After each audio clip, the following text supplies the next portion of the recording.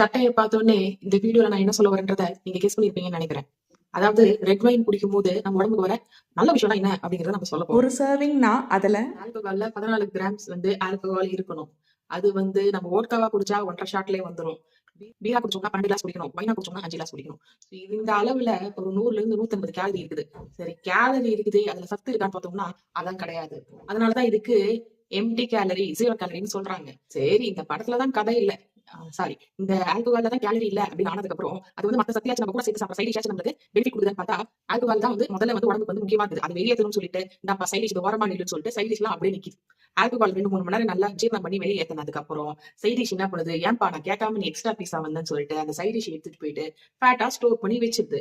சரி, இப்படியே சாராயம் சைடிஷும் சேர்ந்து ஒரு 500ல இருந்து 1500 கேலரி வரைக்கும் அந்த நைட்டு நம்மளுக்கு ஆட் ஆயிடுது. கேலரி எல்லாம் சேர்ந்து நம்ம வயிற்றுல இங்க டெபாசிட் ஆயிடுது. சரி, நல்லா இருக்கிற நாள்ல நடுவால சில நாள் இருக்கும், அதுல சாப்பிட்ற விட்டமின் B1, B6, C இதெல்லாமே நம்மளுக்கு போயிடும். இதெல்லாம் போயிடுச்சுன்னா என்ன ஆகும், நரம்பு பாதிக்கப்படும், ரத்த கசிவு ஏற்படும். அதாவது vitamin A, D, E, K இதெல்லாம் போயிடுச்சுன்னா தோல் உதிர ஆரம்பிச்சிடும், குழந்தை பிறக்காது.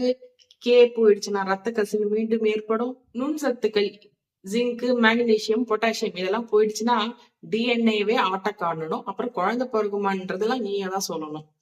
அதே மாதிரி குடல்லாம் நல்லா வெல்வெட்டு போல இருக்கும், அதெல்லாம் நல்லா அரிச்சு போயிட்டு அயனு, B12 எதுவுமே குடல்ல சேராது.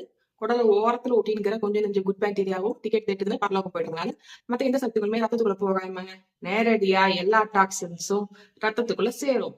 ரெட் வைனை சொல்றோம்னு சொல்லிட்டு கடையை சுத்தி சுத்தி சுத்தி இந்த மாதிரி அடிக்கிறீங்களே டாக்டர்னு கேட்டா, ரெட் வைன்ல ஆன்டி ஆக்சிடென்ட் இருக்குதான் செய்யுது. அது பேரு ரெசபெட்ரால் அப்படின்னு சொல்றாங்க, பாலிஃபீனால்னு சொல்றாங்க.